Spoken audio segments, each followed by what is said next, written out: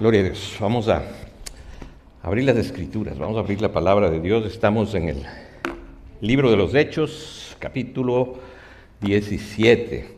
Ahora vamos a una nueva escala de este precioso viaje de Pablo y sus acompañantes para compartir y predicar y anunciar el Evangelio de la gracia que tenemos en Jesucristo. Hoy vamos a terminar este capítulo en una nueva ciudad, ¿verdad?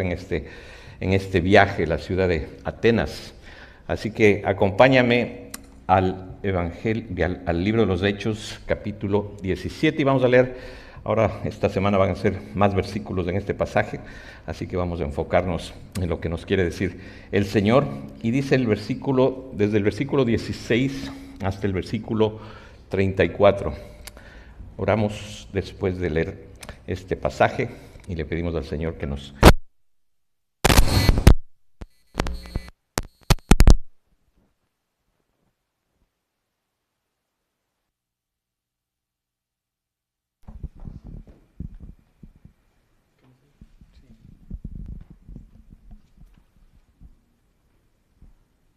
Se desconectó.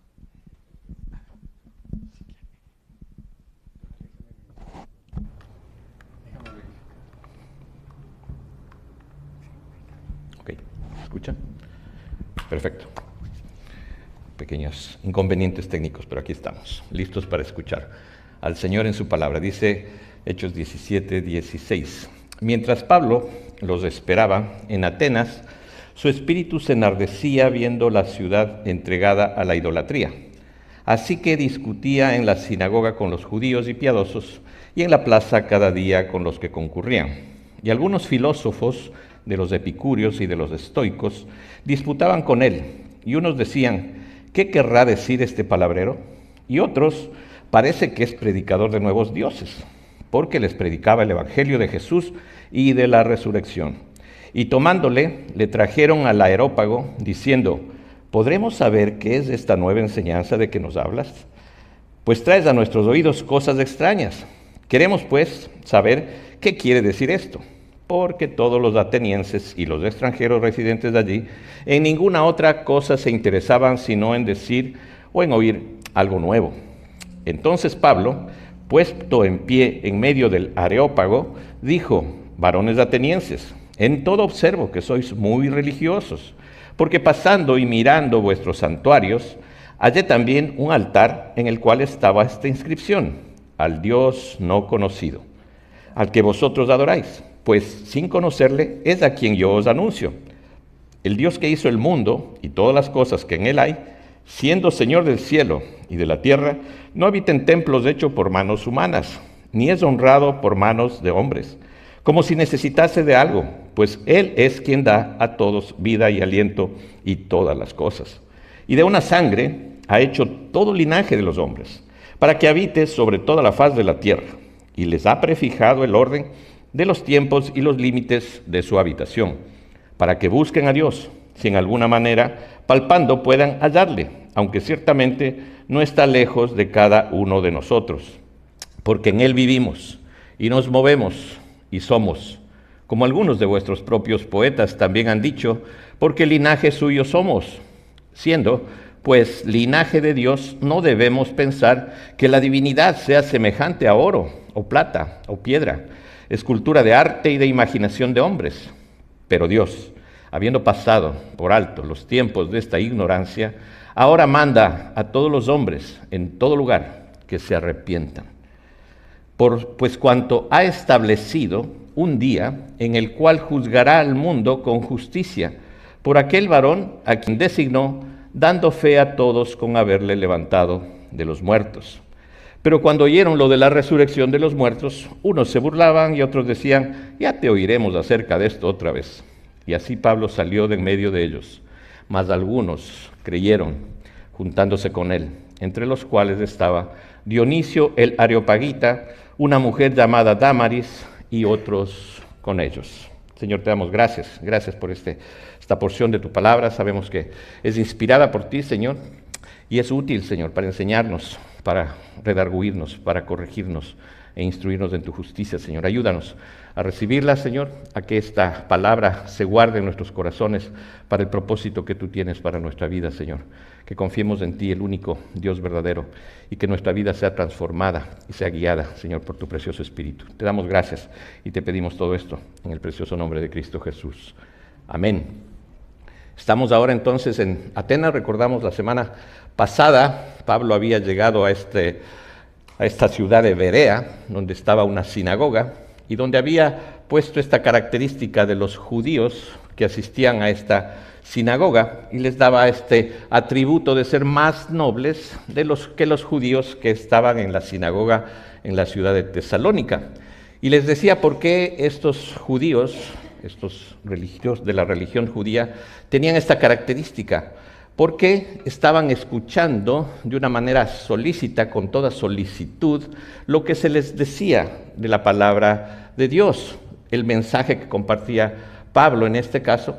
Y lo que hacía importante a estas personas era que escudriñaban cada día las Escrituras para ver si las cosas que se les compartía eran así. Y eso era el tema, ¿verdad?, que salía y que nos hablaba el Señor, de la importancia de poner siempre nuestra confianza en lo que está escrito. Cualquier persona puede, decirnos muchas cosas que pueden ellos decir que vienen de Dios, pero nosotros tenemos esa nobleza que nos obliga, veíamos, ¿verdad? Esa nobleza de haber sido un pueblo apartado por Dios para entender lo que Dios quiere para nosotros. Recordamos que en ese tiempo, los judíos eran un pueblo privilegiado porque, entendían, sabían que tenían en las Escrituras, ¿no?, el sentido de su salvación, de la redención.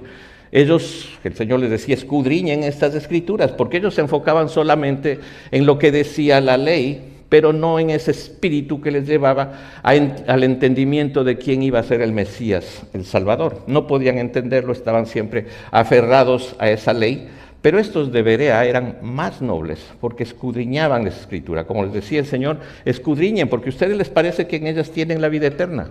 Y ellas son las que dan testimonio de mí. La Escritura siempre da testimonio de Cristo. Toda la palabra de Dios es inspirada por Dios para dar ese testimonio y que nosotros caminemos en esa justicia, en la justicia de Cristo. Porque ahora nosotros somos ese pueblo de Dios, tenemos ese privilegio, ¿verdad? Como decía 1 de Pedro en el capítulo 2, nosotros somos ahora ese linaje escogido por Dios. Somos un linaje escogido por Dios. Nosotros no le escogimos a Dios, Dios nos escogió a nosotros y nos convertimos parte de esa nación de Dios. Esa es la iglesia, ahora es el pueblo de Dios, ¿verdad? Que hemos sido escogidos por Él. Hemos sido constituidos como ese real sacerdocio, como representantes del Rey. Real sacerdocio, una nación santa, un pueblo adquirido por Dios, que fuimos, ¿qué? ¿Creados para qué? Para anunciar las virtudes de aquel que nos sacó de las tinieblas a su luz admirable. Eso era lo que estaba haciendo Pablo, y siempre quería de esa manera anunciar las virtudes de Cristo que se le había revelado, ¿verdad? Que lo había sacado de esa religión que lo sumía en esa ley que no le podía dar la salvación. Simplemente lo deberían caminar, y en este caso a través de la revelación que él recibió de Cristo, ¿verdad? Ahí en el camino a Damasco, como vimos en el capítulo 9, él pudo entender el propósito de toda esa ley, que la sabía, y la sabía muy bien, pero que no había entendido ese espíritu de la ley que es el testimonio de Cristo. Y entonces esa era la predicación en todo sinagoga, ¿verdad? Había quienes la podían recibir, quienes el Señor había abierto sus corazones, porque la palabra de Dios tiene que ser recibida por obra de Dios, no por capacidad del hombre.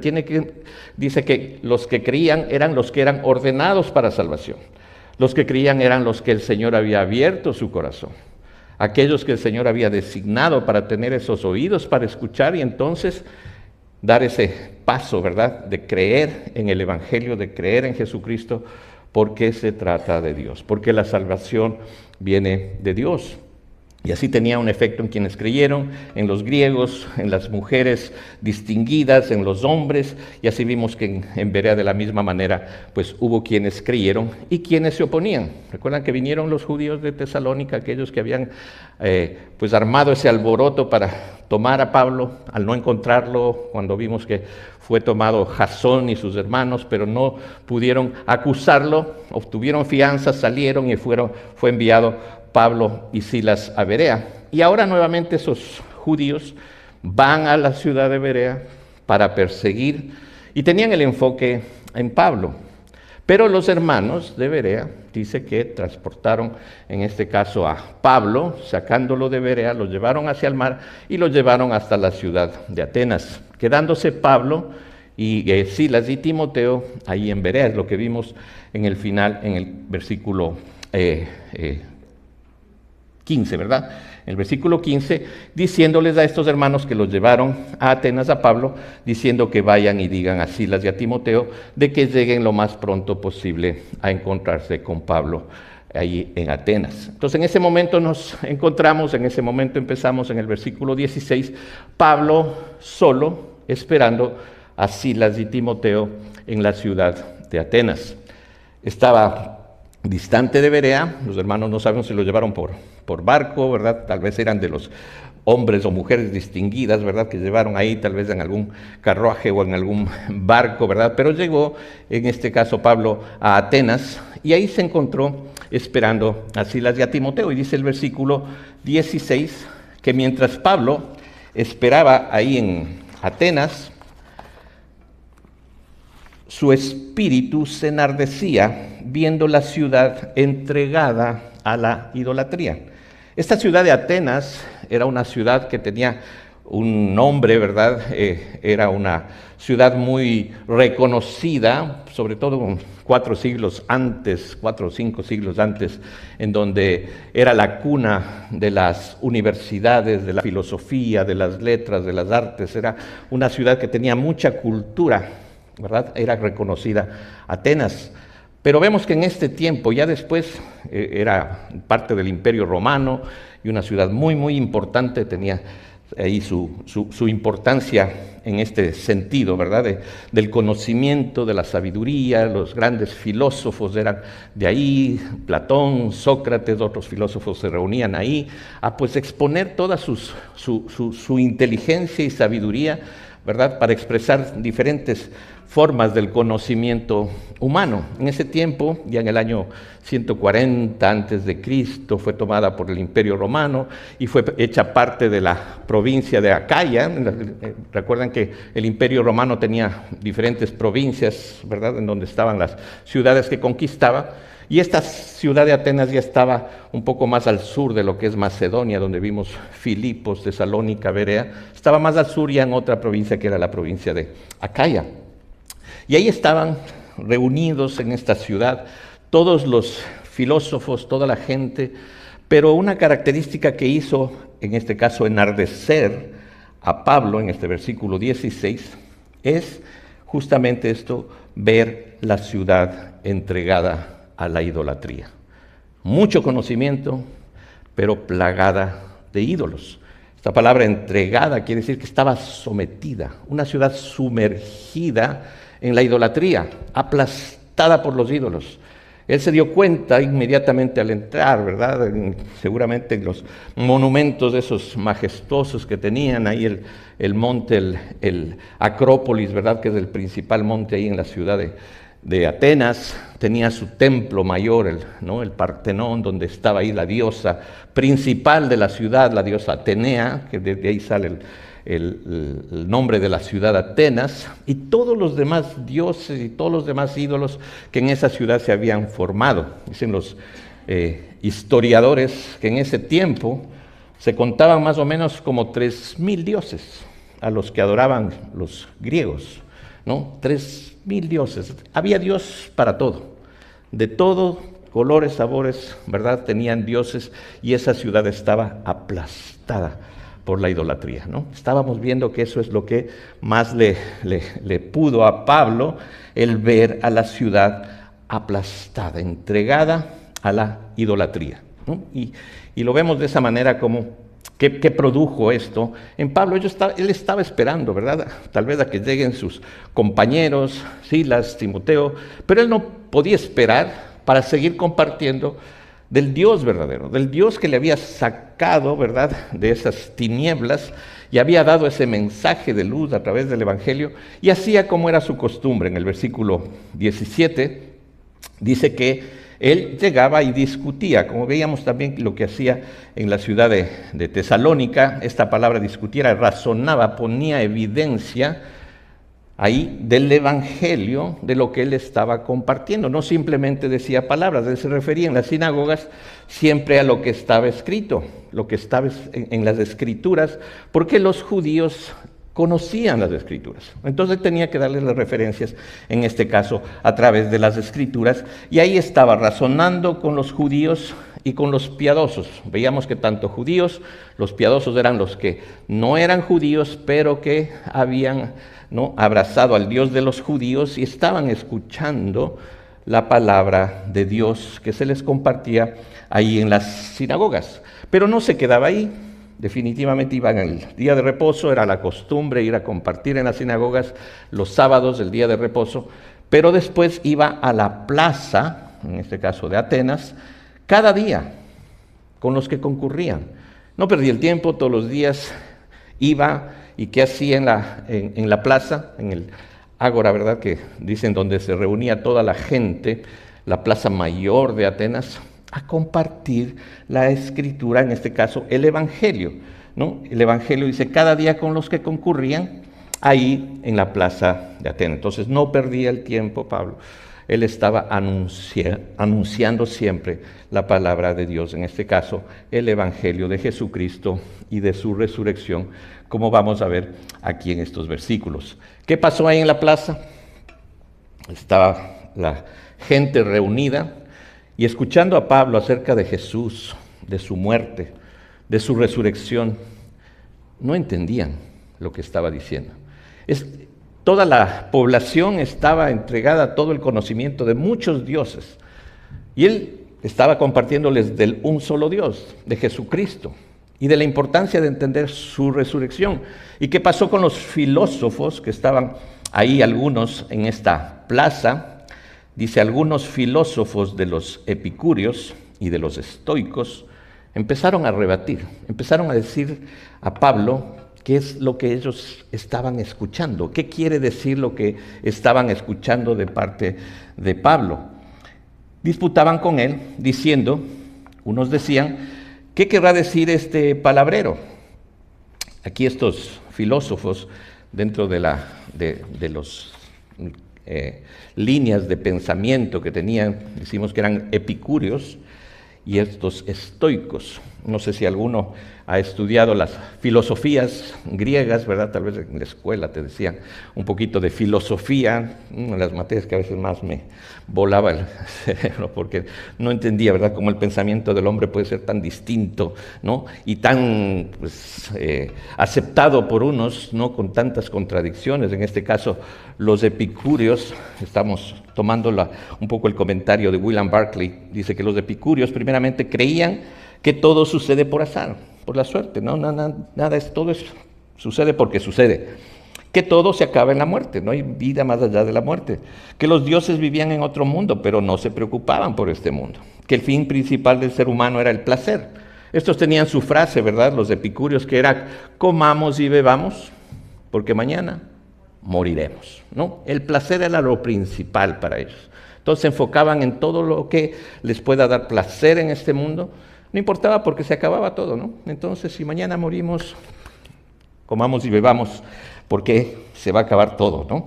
Entonces, que el fin principal del ser humano era el placer, y con esto no querían decir solamente el placer animal o material, porque el placer supremo era el que no conlleva sufrimiento. No querían escuchar nada que conlleve sufrimiento, ¿no? Y entonces al escuchar de Jesucristo, de su padecimiento, de eso, ¿no?, entonces como que se les bloqueaba la mente y le consideraban a Pablo un palabrero.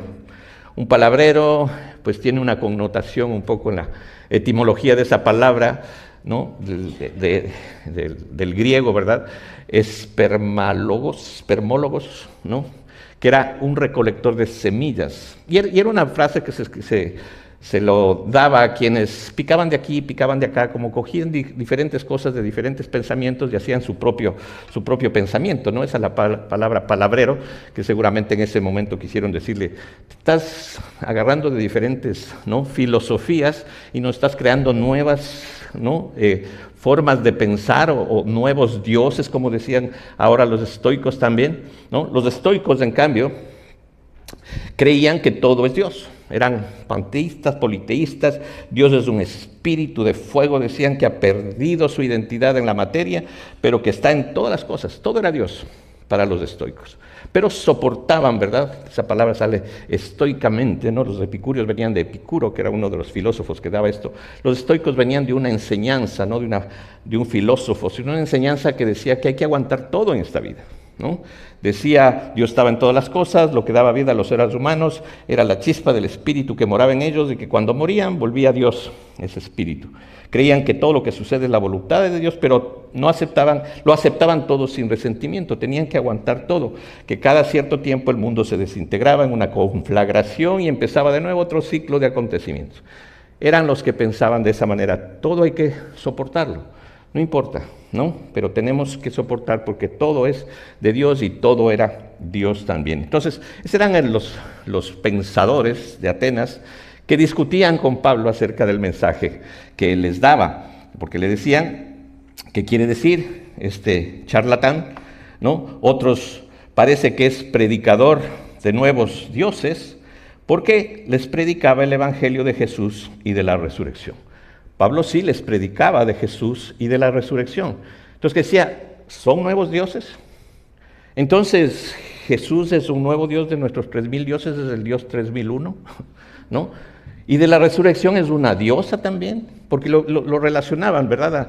La palabra Anastasia, ¿verdad?, que es resurrección. Lo decían, es como la consorte de Jesús, es otra diosa, Jesús y la resurrección. Todo lo veían como Dios. Entonces la resurrección era un Dios, Jesús era otro Dios. No podían entender, nos está predicando nuevos dioses. Eso es lo que pasaba ese momento en la plaza ahí de Atenas, cuando cada día iba Pablo a compartirles el evangelio de Jesús y de la resurrección. ¿Qué pasó entonces? Le tomaron, para ver si lo arrestaron, lo tomaron para llevarle, en este caso, a un tribunal. El Areópago era un lugar, una colina. Areópago significa la colina de Ares. Era una colina, Ares era el dios de la guerra para los griegos, el correspondiente dios era Marte para los romanos, por eso en inglés se dice el Mars Hill, ¿no? La colina de Marte.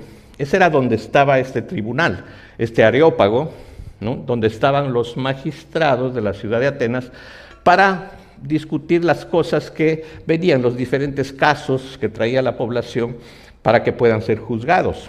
Ese era el Areópago, ¿no? Me ha costado esta semana no decir aerópago, sino Areópago, porque como que me llega ¿no? El Areópago era justamente el lugar y el tribunal, así se lo llamaba, como un Sanedrín griego, ¿no?, ateniense. Ese era el Areópago. Y entonces dijeron, vamos a que presentes tu causa delante de las autoridades de Atenas. Entonces le toman y le llevan al Areópago diciendo, ¿podemos saber ahora sí qué es esta nueva enseñanza de que hablas? Vamos a que expongas tu causa de pronto al Shark Tank de los griegos, ¿verdad? A ver tu causa, a ver, véndenos tu causa, véndenos tu producto, ¿no? Queremos saber, y aquí están las autoridades que seguramente eran los que pues aceptaban o no aceptaban los nuevos dioses, porque ya te digo, todos esos 3000 dioses eran aceptados por estas autoridades y era plagada esta ciudad con la idolatría, ¿no? ¿Qué hizo Pablo? ¿No? El momento en que les lleva este grupo de filósofos de ahí al tribunal, al Areópago, dice, pues traes a nuestros oídos, del versículo 20, cosas extrañas. No hemos oído esto que nos hablas y queremos pues entenderlas, ¿no? No entendemos, es algo extraño, no es la enseñanza normalmente que de pronto traía Sócrates, Platón o cosas de la filosofía humana. Esto es extraño a nuestros oídos, queremos saber qué quiere decir esto.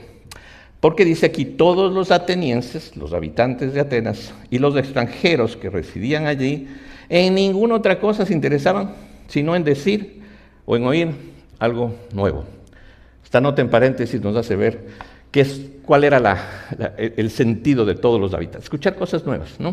Como decimos, ¿qué hay de nuevo? ¿No? Como cuando ves y te encuentras con alguien y ¿qué hay de novedades? ¿Qué nuevas cosas me quieres decir?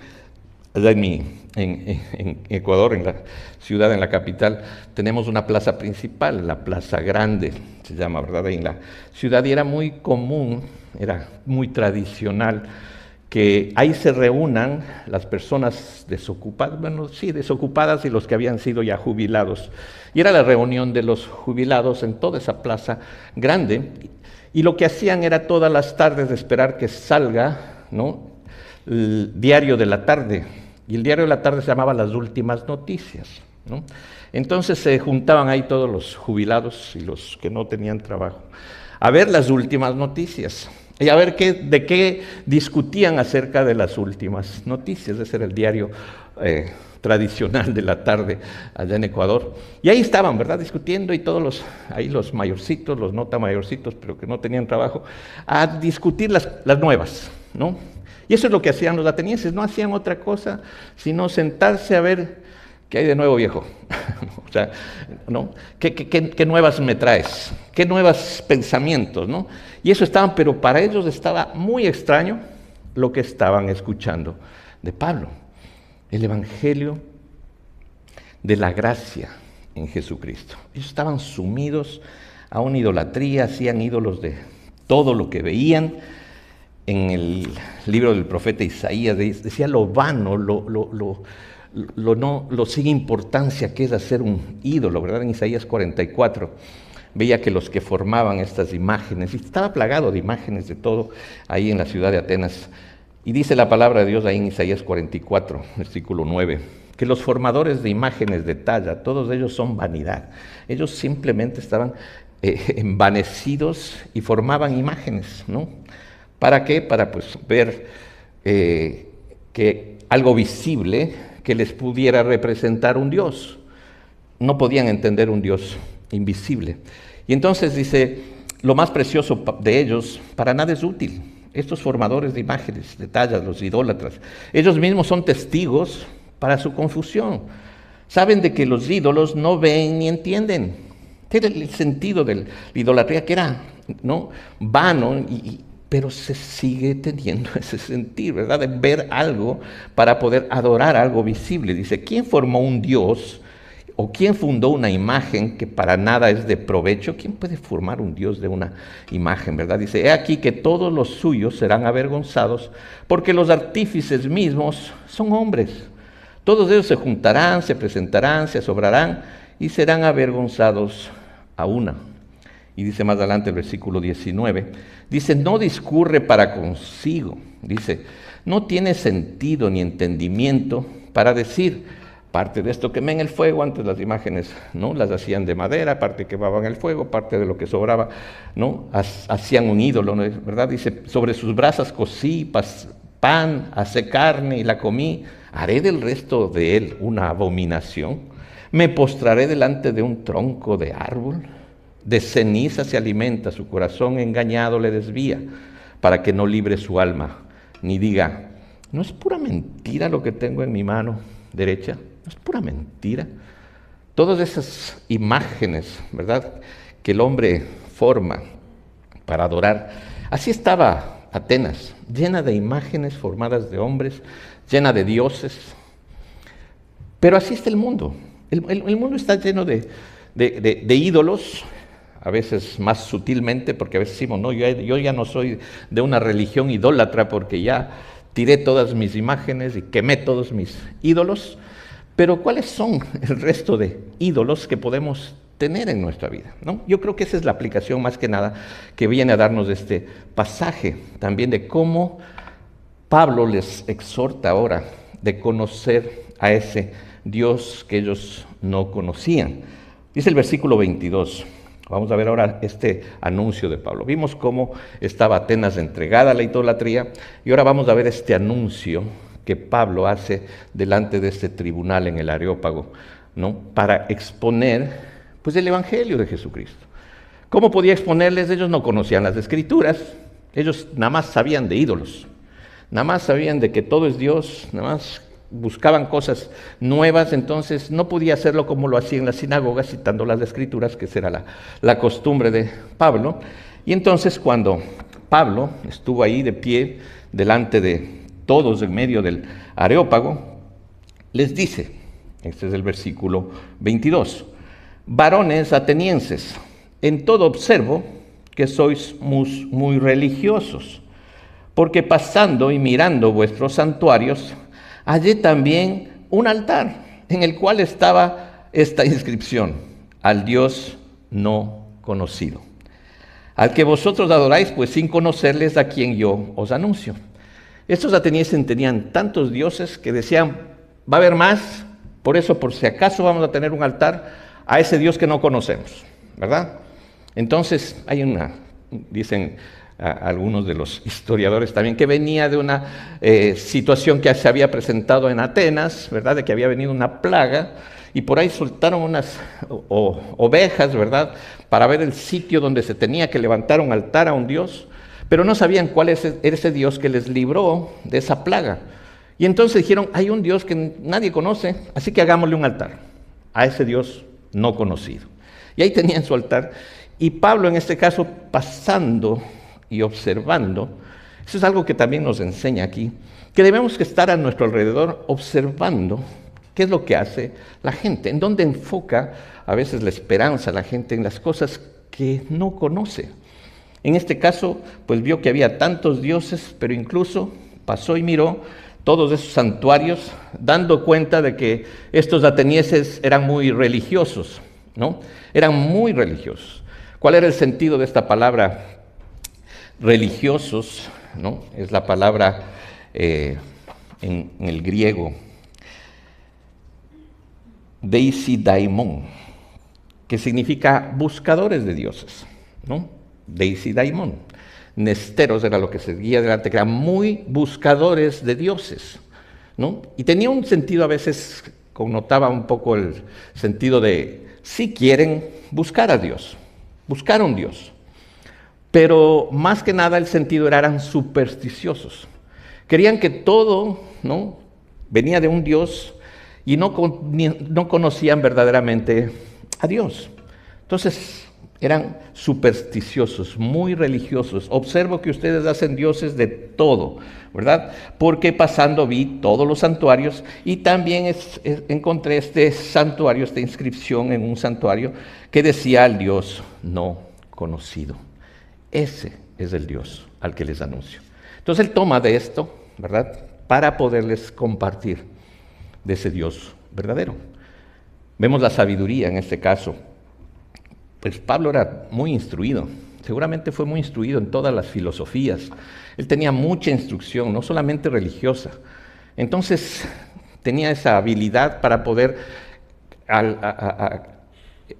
construir un puente o tener un punto para poder compartir con esas personas. Porque a veces nosotros vamos y queremos compartir el Evangelio a alguien que no tiene idea de nada de lo que es el Evangelio y queremos decirle, mira, en Romanos 3, no lo va a asimilar, ¿verdad? No lo va a entender. Tenemos que ver de las cosas que ellos pueden ver, primeramente, para que puedan recibir lo que no pueden ver, para que puedan recibir a ese Dios que no conocían. Eran ignorantes totalmente de Dios. Entonces, ¿cómo elabora su anuncio, Pablo en este caso, para darles a conocer, anunciarles a este Dios no conocido, ¿verdad? Se toma entonces de este altar que había ahí entre ellos y les habla del Dios creador. Primeramente, el versículo 24 les habla de ese Dios creador. Nadie puede negar todas las cosas que existen y decir que no hay un Dios. Dios es el Dios que creó todas las cosas y les dice ahí, Dios que hizo el mundo y todas las cosas que en él hay. Él dice, siendo Señor del cielo y de la tierra, no habita en templos hechos por manos humanas. Primeramente, este era el argumento. Dios es el que creó todo, es el Señor que sustenta todas las cosas. ¿Cómo lo puedes, no, poner en un templo hecho por un hombre? Él no puede encasillarse solamente en un lugar. ¿no? Y le empieza de esa manera mostrando estos atributos visibles, en este caso, de la revelación general de Dios. Acordémonos que siempre hay una revelación general de Dios. A todos se nos revela Dios de una manera general a través de la creación. ¿Quién puede decir que no hay un Dios? Los ateos dicen que no hay un Dios, pero eso es negar mismo su afirmación, ¿verdad? Porque nadie puede, ¿no?, estando en sus cabales, decir que todo lo que se creó viene de algo que no sea Dios. Y entonces pueden creer en Dios a través de esa revelación general. Y eso es a donde les lleva Pablo. Miren todo lo que hay. Hay un Dios que hizo todo esto. ¿Cómo puede ser un Dios que se le ponga en una, ¿no?, y tener muchos dioses, ¿no?, vivir en esta idolatría? ¿Por qué? Porque ignoran realmente a Dios. Hacen muchos dioses, pero son ignorantes del Dios verdadero. Él es el Dios creador. Él es el Señor, habla del señorío de Dios, del Dios creador de estas características, el que no puede habitar en templos hechos por manos humanas, porque eso es un Dios omnipresente, ¿verdad? No puede estar en un solo lugar, ¿verdad? Diciendo allí, en ese altar está Dios y alaben a Dios o a esos dioses.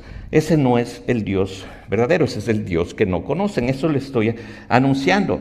Dice, no puede ser hecho estar en un templo hecho por manos humanas, versículo 25 dice, ni es honrado por manos humanas, por manos de hombres.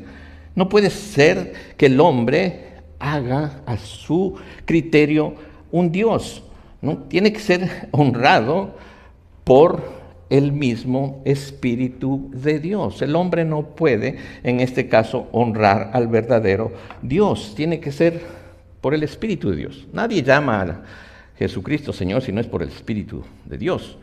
Verdaderamente la honra viene por esa presencia de Dios y nuestro servicio tiene que ser por esa presencia. No puede el hombre servir a Dios, que sea agradable ese servicio, si no es por el Espíritu de Dios. El servirle en la carne no tendría sentido.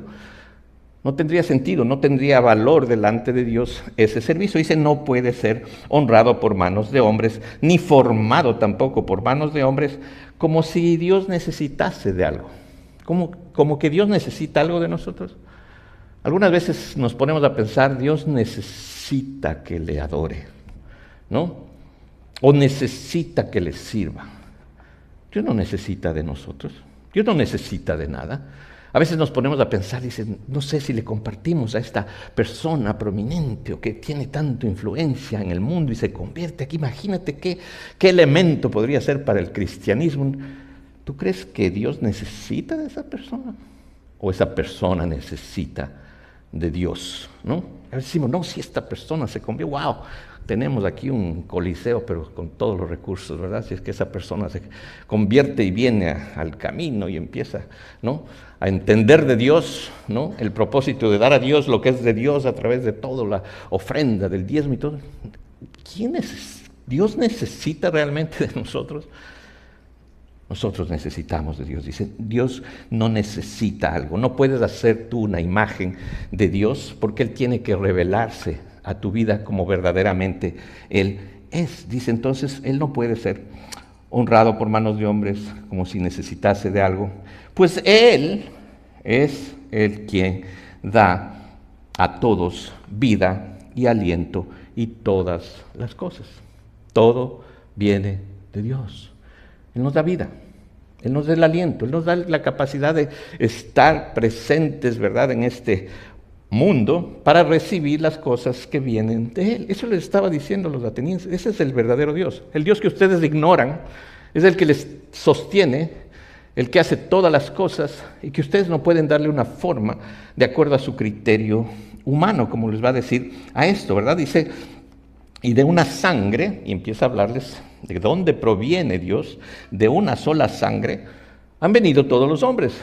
Todo el linaje de los hombres viene de una sola sangre, no viene de todos esos criterios que tenían de cómo existió el hombre o cómo se formó la humanidad, ¿no? No viene de una evolución, viene de un creador que dio una sangre hizo todo el linaje de los hombres. Esto habla de las etnias, de todas las naciones, para que habiten sobre toda la faz de la tierra. Él tiene destinado todas las cosas, todas las naciones, dónde habitan, ¿no? Cuándo habitan, cuándo no habitan.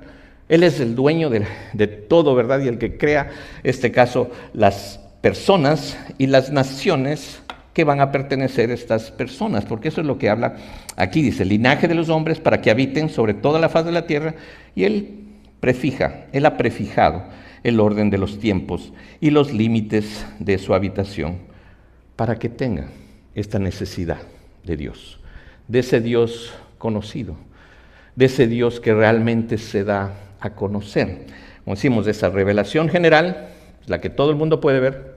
Tú preguntas a alguien si es que cree en Dios, pues yo creo que la casi total mayoría dice que sí cree en Dios, porque no puede negar lo que ve, la creación de Dios.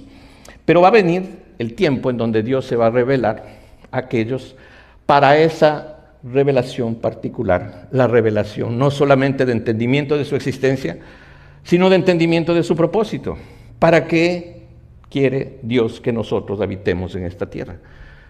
Para que sea revelado a nosotros esa salvación, esa realidad de nuestra condición, y entonces viene ese entendimiento que solamente lo puede dar Dios a los suyos, a los escogidos. Vamos a ver un poco también esa parte de cómo Dios escoge, ¿verdad?, para esta revelación, de acuerdo al puro afecto de su voluntad. Yo creo que hemos expuesto varios versículos de la Escritura donde dice que no hemos nosotros escogido a Dios, sino que Dios nos ha escogido, no por ninguna otra cosa, sino por el puro afecto de su voluntad.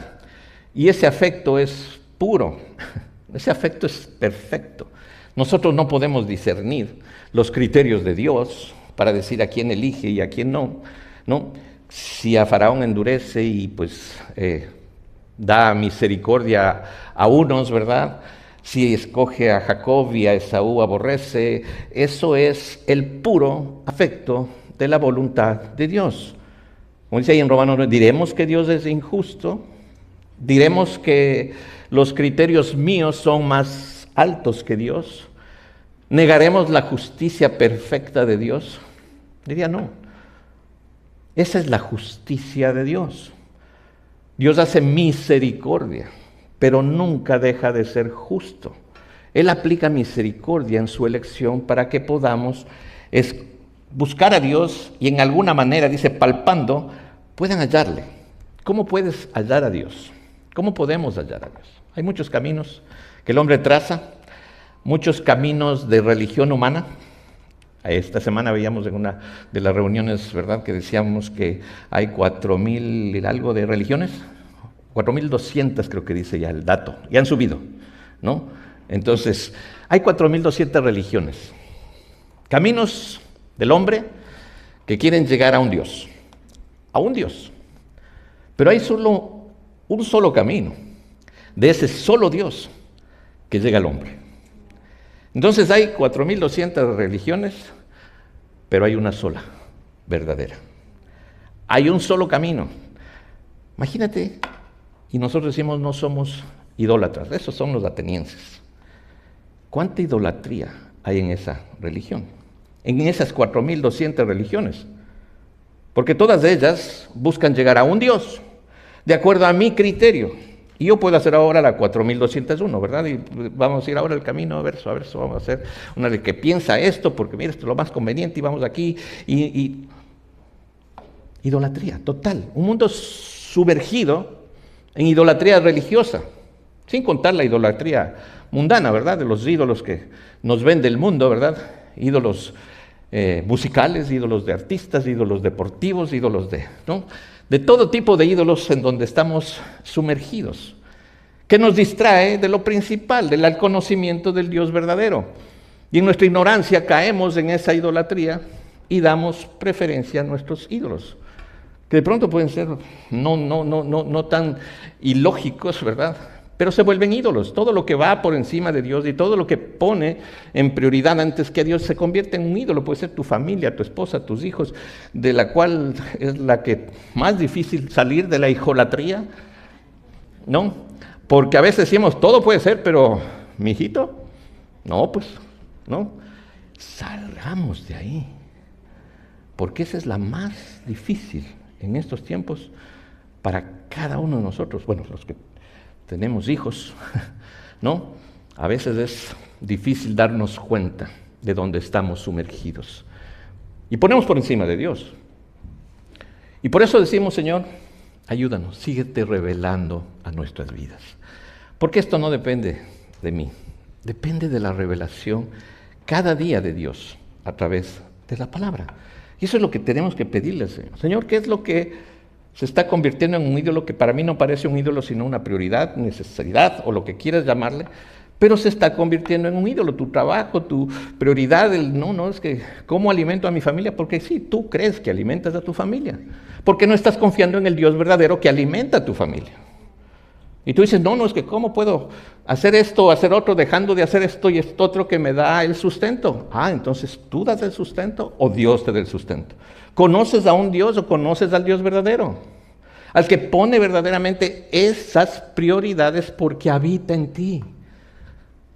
No porque te convenció, sino porque te convirtió.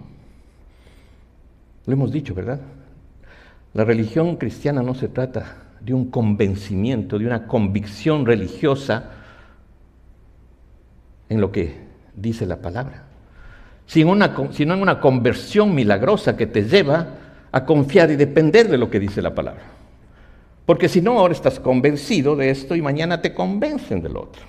Y después tu hijo te convence de otras cosas, y el medio te convence de otras cosas, y vives de convicción en convicción sin haber una conversión. Porque si alguno realmente está en Cristo, es una nueva criatura.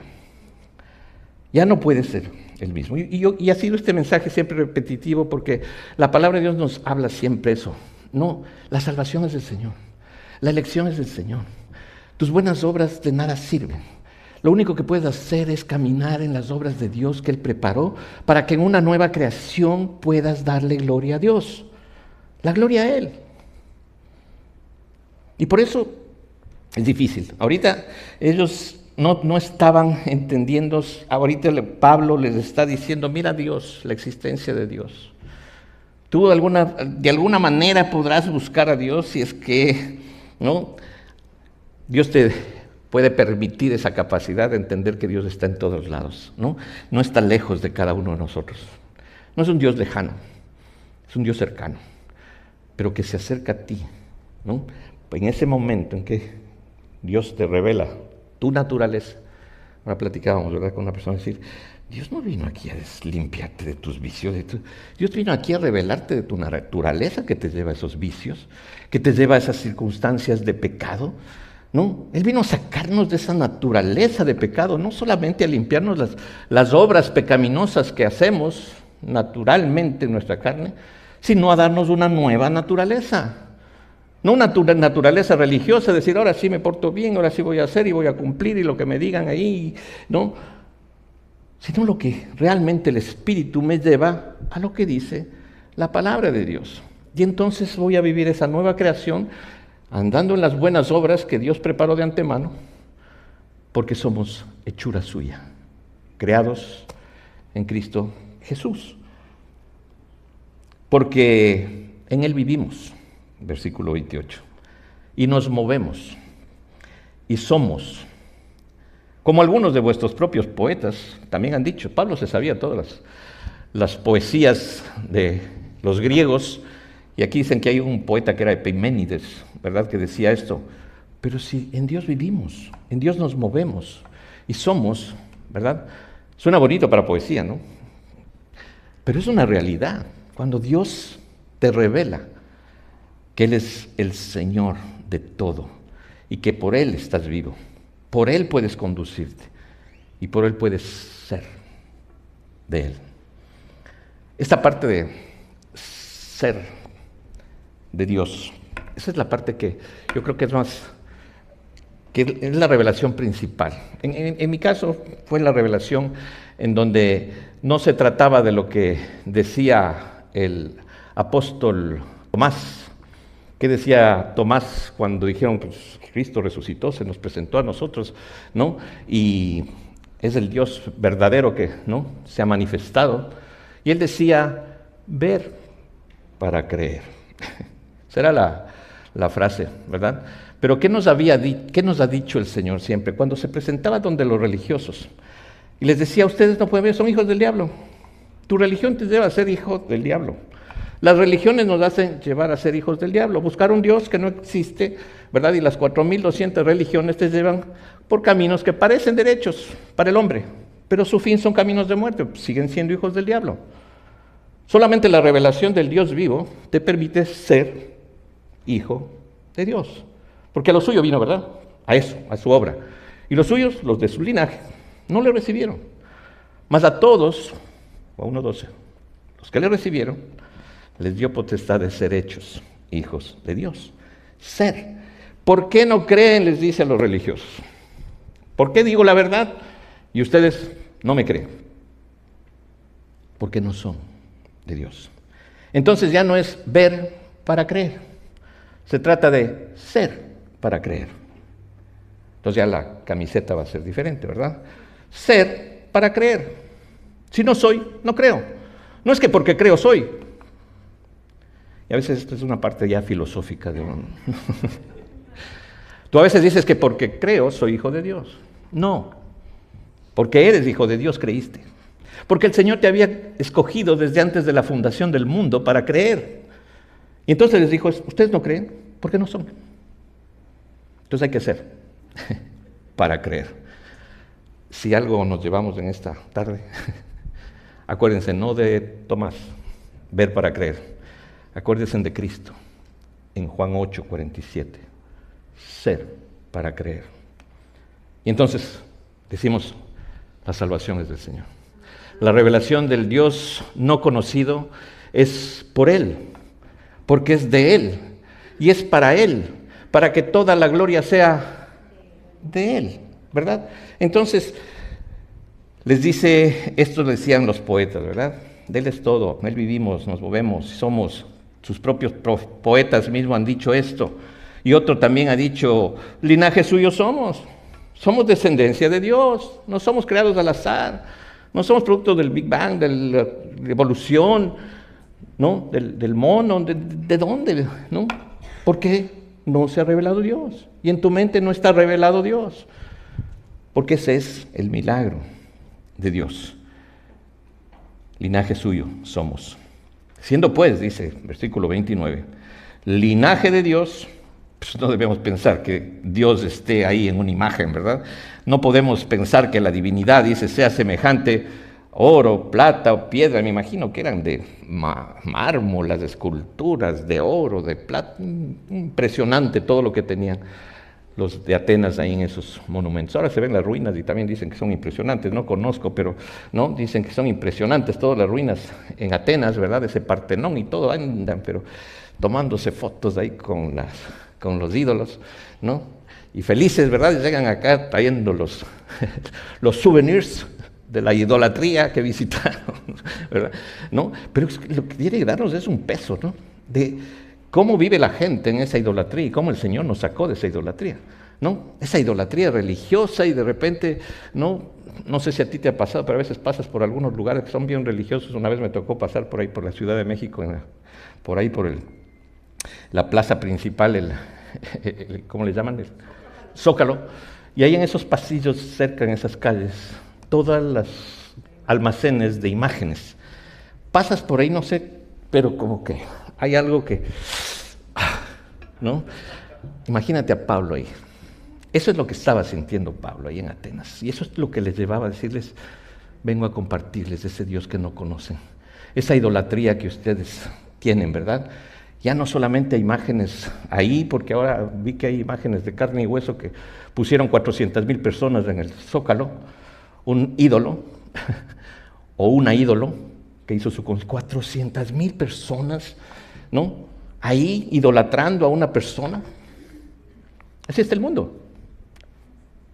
lo mismo que estaba en Atenas, y a lo que Pablo le llamaba y le enardecía en su corazón esta ignorancia de ese Dios, porque solamente por fe podemos salir de ahí. Y la fe viene por el oír, y el oír la palabra de Dios. Siempre veamos, que siempre hagamos como Pablo, pasemos y observemos cómo está el mundo sumido en esa idolatría religiosa o del mundo, de tus prioridades, de tus criterios, de que esto es mejor de lo que me dice la palabra de Dios. Y entonces Dios se revela, ¿no? Dios se revela y dice, no tenemos que hacer estas imágenes semejantes a oro, plato, piedras, esculturas de arte, porque es de imaginación de hombres, simplemente imaginación de hombres. Pero viene esta esperanza en el versículo 30, en donde dice, pero Dios, siempre el pero, ¿verdad? Ahí en la escritura, es decir, esta es la realidad, pero Dios, habiendo pasado por alto los tiempos de esta ignorancia, ahora Dios manda a todos los hombres, en todo lugar, que se arrepientan. ¿Cómo puedes salir de esa idolatría? Por el arrepentimiento. Eso es algo que Dios dice, no hay otro camino. Si no hay arrepentimiento, no habrá perdón de pecados. Arrepiéntete y conviértete, para que vengan de la presencia del Señor, pues los nuevos tiempos, los tiempos de refrigerio, el entendimiento de lo que quiere Dios para tu vida. Entonces tiene que haber ese arrepentimiento. Entonces, ¿cómo me arrepiento? Esa es la pregunta, ¿verdad? No puedes. Nuevamente venimos a la soberanía de Dios, que a veces se nos pasa y a veces lo queremos ver como capacidad del hombre. El hombre no es capaz de arrepentirse. Por más que le digamos y prédica tras prédica y le digamos arrepiéntete, arrepiéntete, arrepiéntete, ¿por qué la persona no se arrepiente y no se arrepiente y no se arrepiente? Porque Dios no le ha concedido arrepentimiento. Cuando veían, ¿verdad? Y compartían ahí en Pedro, ¿verdad? A Cornelio, veían, wow, dice cómo se convirtían, llegó el Espíritu y todo. Y después decían en el capítulo 11 del libro de los Hechos, cuando iban, les decían a los de Jerusalén, mira lo que pasó con los gentiles. Y el mismo Espíritu que ha descendido sobre nosotros, descendió todavía también en ellos. ¿Por qué? Porque hubo un arrepentimiento. Ahí en Hechos 11, dice, entonces oídas de estas cosas, ¿verdad? Callaron y glorificaron a Dios, diciendo, de manera que también a los gentiles ha dado Dios arrepentimiento para vida. Es un don de Dios. Ha dado Dios. En 2 Timoteo 2:25 les decía Pablo también a Timoteo, que tienes que corregir con mansedumbre a la gente. Dice, corrige, que con mansedumbre corrijas a los que se oponen, por si quizá Dios les conceda que se arrepientan para conocer la verdad. Entonces, el arrepentimiento, para conocer la verdad, ¿qué dice este? Es concesión de Dios. Es algo que Dios te concede. Por eso decimos, predica el Evangelio, para que el Señor les conceda arrepentimiento. Y entonces veamos esa nueva creación. No veamos simplemente un convencimiento en la gente, ¿no? Sino una nueva creación. Una conversión verdadera que dé testimonio de esa presencia de Dios y ya no de un camino religioso más, de mi 4201 religión, ¿verdad? Que quiere encaminarme a Dios con mis criterios y no alineado a la palabra de Dios, porque solo la presencia de Dios me puede alinear a la palabra de Dios. Como decíamos, sin presencia no hay obediencia. Sin la concesión de Dios no hay arrepentimiento. Entonces Dios concede el arrepentimiento para salir de esta idolatría. Dice, Dios pasa por alto la ignorancia que tú tengas, pero cuando se revela de manera directa a ti, ¿verdad? Hay una parte en el libro de Gálatas, dice, ¿se trata de conocer a Dios o que Dios te conozca? Lo hemos dicho siempre, ¿verdad? En la parte del Sermón del Monte, en donde Jesucristo les dice, al final, dice, muchos llegarán en ese tiempo, Señor, Señor, pues en tu nombre hicimos, yo te conozco, Señor, yo te conozco, Señor, y mira, yo he hecho esto, Señor, yo te conozco, Señor, yo te conozco. Y el Señor le dice, pero yo no te conozco. Porque no se trata de que me digas que me conoces. ¿Por qué apártate de mí? Que dices que me conoces, pero yo no te conozco. Hacedores de maldad, porque nunca os conocí. No dice nunca me conocieron, nunca os conocí. Hacedores de maldad. En Gálatas 4, estaba viendo este versículo también, que cuando Pablo en su frustración a veces, ¿no? De que cuando, ¿no? Los Gálatas estaban ya con la palabra y con todo el anuncio del evangelio, y de repente nuevamente se volvían, y ahí andaban, ¿no? Por aquí, por acá, y se volvían nuevamente religiosos y todo, ¿no? Ahí en Gálatas 4:8 dice: ciertamente en otro tiempo, no conociendo a Dios, servíais a los que por naturaleza no son dioses. No conociendo a Dios, servían a los que por naturaleza no son dioses. Mas ahora, conociendo a Dios, dice, no, sí se trata de conocer a Dios. Pero inmediatamente Pablo, perdón, Señor. O más bien siendo conocidos por Dios. Porque a veces tú crees que es porque yo conocí a Dios, sino porque Dios te ha conocido. Es por ahí. Por eso te saca de los ídolos, ¿no? Cuando estás siendo conocido por Dios. Entonces puedes tener esa seguridad que solo buscas a Dios porque Él dio el paso de conocerte a ti. Primero. Entonces ahí se resuelven todas las cosas de decir, pero ¿qué pasa con esta persona? Le comparto y nada que ver. Y peor, se pone más duro.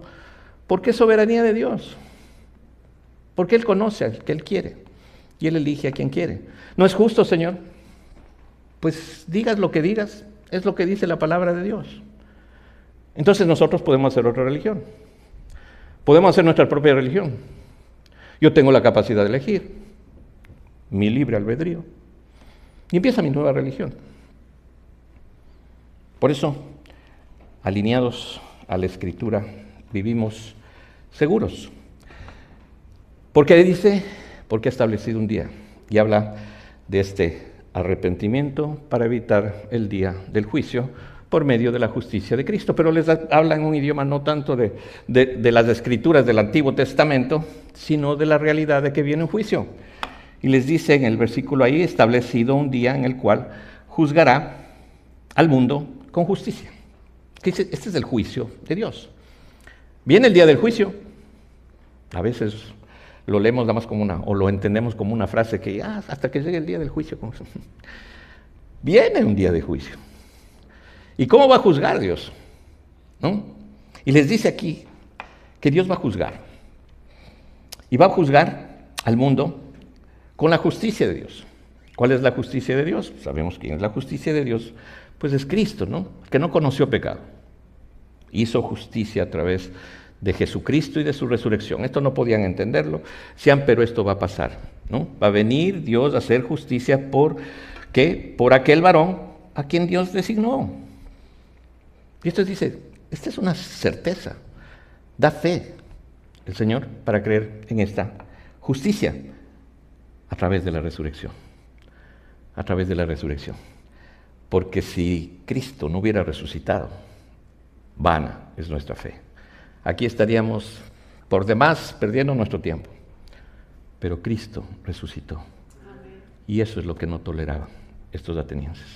Eso es donde se les cerraba todo entendimiento. Cuando decían, hay un hombre que venció a la muerte. Y que por esa resurrección ahora tú has vencido esa muerte. No solamente se limpiaron tus pecados por la sangre de Cristo, sino que te dio acceso a esa vida eterna por su resurrección. Ese es el evangelio completo. El entendimiento de esa resurrección que nos da vida eterna y de esa sangre que fue derramada, que limpió y nos hizo justos delante de Dios, para que nosotros seamos hechos justicia delante de Dios en Cristo. Ese es nuestro vestido de justicia. Y aquí les está expresando, por Él, por Cristo, el Señor vendrá a juzgar el mundo. Llegará ese día. ¿Qué va a pasar ese día? Se van a abrir los libros, ¿no? Se van a abrir los libros. ¿Qué escribirían en ese libro de las acciones nuestras? ¿Cómo estarías? ¿Cuál sería tu juicio, tu sentencia? ¿La muerte? ¿O alguien diría, no, mira mi libro, blanco totalmente. Ese libro te condena. Pero hay otro libro, el libro de la vida. El libro de la vida, del sacrificio del Cordero, en donde estás inscrito no porque pudiste hacer algo, sino que porque el puro afecto de su voluntad te escogió para que puedas creer. Te hizo ser para creer. Y ese es el milagro, ese es el misterio. Que ahí decimos, en ese vivimos, habrá cosas que son ocultas, como dice la Escritura, que las cosas ocultas son de Dios, pero esta revelación es nuestra. Y para nuestros hijos, y para todos los que podamos compartir esta revelación. Habrá cosas ocultas, a veces ahora se discute mucho y que vamos a pensar la guerra de Israel, si apoyo a Israel, si el cristiano, y ahí se dan vueltas por ahí, cuando tienen que vivir en la gracia. La palabra está escrita y a veces los tiempos no nos corresponden a nosotros saber cómo viene y cómo pasa, y lo que yo me voy a lo que está escrito va a pasar, pero no me voy a aferrar a ciertas cosas, desvirtuando la gracia que me sostiene y la gracia que me dirige a depender totalmente de la Escritura. Y a saber que no nos toca a nosotros saber los tiempos ni las sazones, que están en la pura potestad de Dios, y vivir en esa gracia constantemente, porque Dios puede venir este momento. O te llame ese momento para que entres al juicio del trono blanco a decir, ¿a dónde vas? ¿A dónde vamos? Revestidos por su justicia, tenemos la esperanza y tenemos esa vida eterna, porque Dios le ha levantado de los muertos. Porque si confiesas con tu boca que Jesús es el Señor y crees en tu corazón que esa resurrección es real, que Dios le levantó de los muertos, entonces serás salvo, ¿no? Porque con la boca se confiesa para salvación, ¿no? Con el corazón se cree para justicia, y con esa confiesas, dice, Señor, tú eres el Señor, líbrame de todo la idolatría de mi alrededor, que me impide serte agradable a ti, que solamente es obra suya, ¿verdad? Y al final simplemente, pues el efecto de este anuncio, ¿verdad? Una vez que les dice del arrepentimiento, del juicio y la justicia, viene este efecto ya en el versículo 32 y terminamos. Dice, pero cuando oyeron lo de la resurrección de los muertos, ay sí, ¿cuál fue el efecto?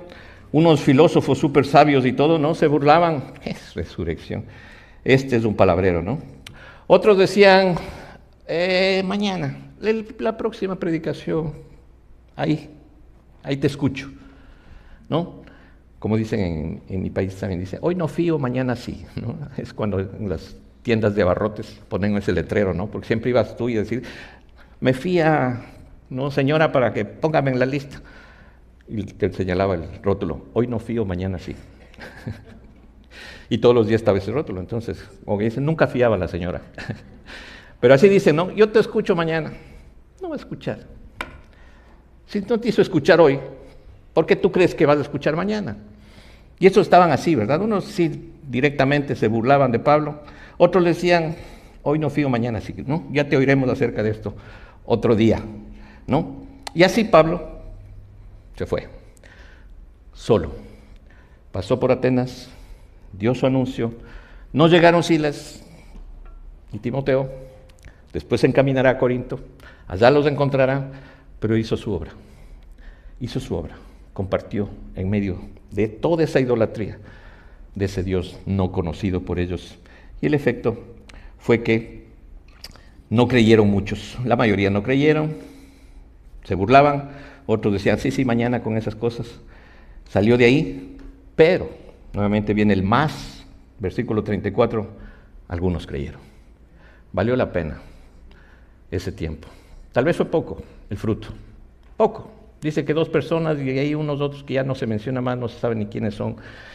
Dionisio el Areópagita y Dámaris, que algunos dicen que era su esposa, ¿no?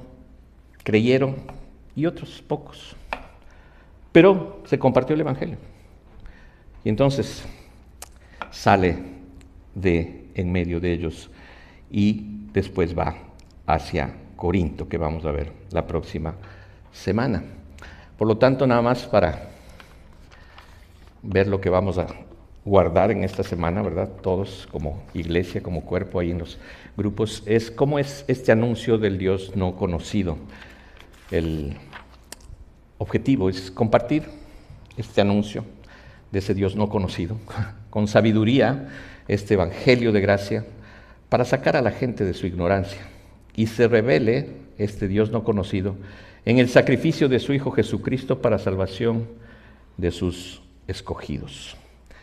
Es necesario que compartamos esta palabra para salvación. Vamos a orar. Señor, te damos gracias este día que nos permites pues ver en tu Escritura, Señor, toda esa revelación de esa preciosa salvación, de ese mensaje que un día tú nos permitiste escuchar, porque a ti te plació, Señor, porque abriste nuestros oídos, abriste nuestro corazón, fuimos ordenados para esa vida eterna por el puro afecto de tu voluntad, Señor. Que esta palabra llegue al corazón de los que tú has escogido, para que se produzca esta transformación, esta nueva creación que ahora en tu espíritu, con ese sello de tu espíritu, camine en la verdad y se santifique en la verdad cada día, Señor. Gracias por ese milagro que día a día opera en nuestras vidas, Señor, porque no depende de nosotros, no queremos hacer una religión más, queremos vivir, Señor, en esta revelación que nos permite caminar en esta nueva creación, Señor. Gracias, Padre, por habernos alcanzado, por habernos transformado, Señor, para testimonio de tu presencia, para la gloria de tu nombre, Señor. Te damos a ti toda gloria y te pedimos, Señor, que sigas revelándote a nuestras vidas, nos santifiques en tu verdad cada día. Te lo pedimos en el precioso nombre de Cristo Jesús. Amén.